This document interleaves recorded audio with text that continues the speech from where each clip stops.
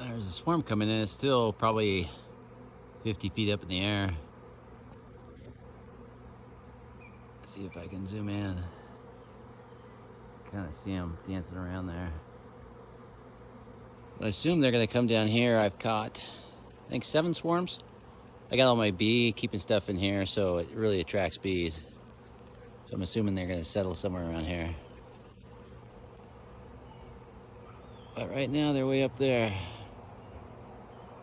I don't know where all these bees are coming from. It's pretty crazy. Must be a lot of hives in the neighborhood and maybe some feral hives.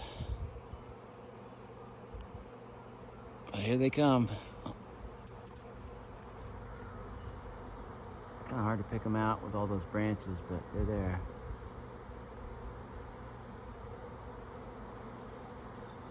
Another video in a bit when I see where they land.